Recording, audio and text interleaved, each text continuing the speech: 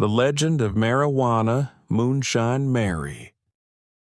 High in the misty peaks of the Smoky Mountains, where the pines whispered secrets and the hollers carried tales of old, there lived a woman known only as Moonshine Mary. Her name was spoken in hushed tones, a mixture of reverence and fear, for Mary was no ordinary moonshiner. She was a legend, weaving a tale of ruthlessness, innovation, and betrayal.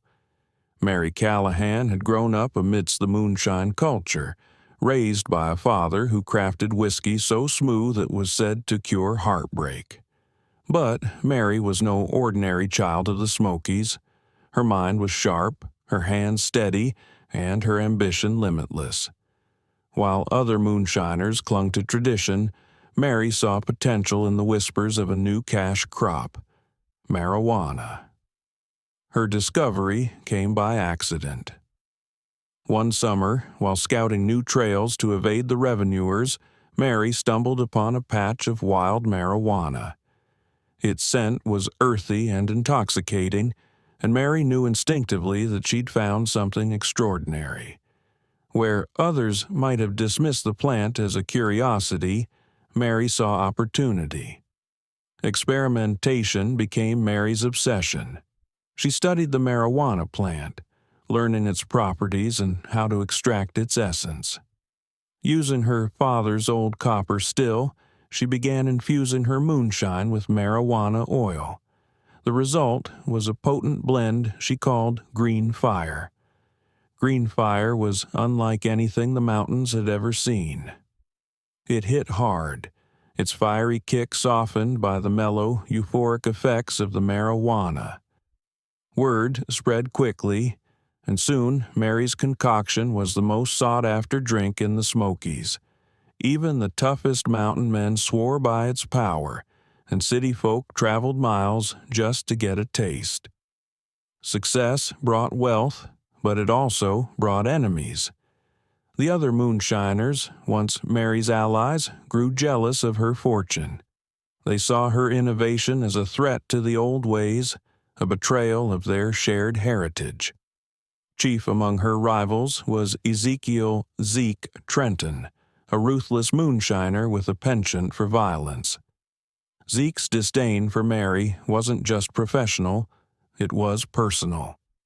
Years earlier, Mary had outbid him for a prime piece of mountain land, a deal that left Zeke bitter and vengeful. As Green Fire's popularity soared, Zeke's resentment boiled over into action. He began sabotaging Mary's operations, cutting her supply lines and bribing her couriers to betray her. But Mary wasn't one to back down. She struck back with equal ferocity, setting traps for Zeke's men and employing a network of spies to stay one step ahead. The Smokies became a battlefield, their age-old serenity shattered by the clash of ambition and greed. Amid the chaos, Mary's closest confidant was her cousin, Abigail. The two had grown up together, their bond forged in the fires of hardship. Abigail had always been Mary's right hand, managing the logistics of the Green Fire operation while Mary handled production and strategy. But betrayal can come from the most unexpected places. Unbeknownst to Mary, Zeke had gotten to Abigail, promising her a share of his empire in exchange for information about Mary's operations. Desperate to escape the danger and tempted by Zeke's offer, Abigail agreed. The betrayal came to a head one stormy night. Abigail led Zeke's men to one of Mary's hidden stills, a secluded spot deep in the forest. They set fire to the equipment and destroyed the marijuana crops, leaving Mary's operation in shambles. When Mary arrived, she found the ruins of her work smoldering in the rain, and Abigail's guilt written all over her face. Mary's world crumbled, but she wasn't ready to give up. With her remaining loyalists, she retreated to an even more remote part of the mountains, rebuilding her operation from the ground up. This time, she doubled down on secrecy, using decoy stills and hidden passages to keep her enemies at bay. The suspense grew as Mary plotted her revenge.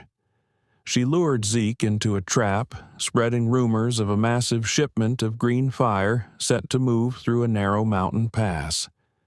Zeke, ever the opportunist, took the bait. He and his men ambushed the convoy, only to find empty barrels and a swarm of Mary's allies waiting for them. The ambush was swift and decisive. Zeke's operation was dismantled, his men scattered, and his reputation ruined. Mary stood over him as he knelt in the dirt, her voice cold as the mountain air. "This is my mountain, Zeke. Don't forget it." In the aftermath, Mary confronted Abigail. Though hurt and betrayed, she couldn't bring herself to punish her cousin. Instead, she banished Abigail from the operation, giving her a chance to start anew elsewhere. It was a painful decision, but Mary knew it was necessary to protect what she'd built. Green Fire's legend only grew in the years that followed. Mary's operation became the stuff of folklore, her name whispered with awe and fear.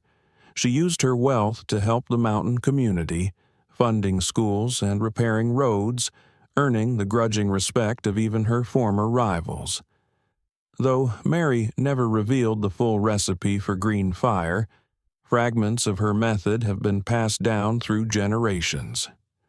Those who seek to recreate her legendary blend begin with the following.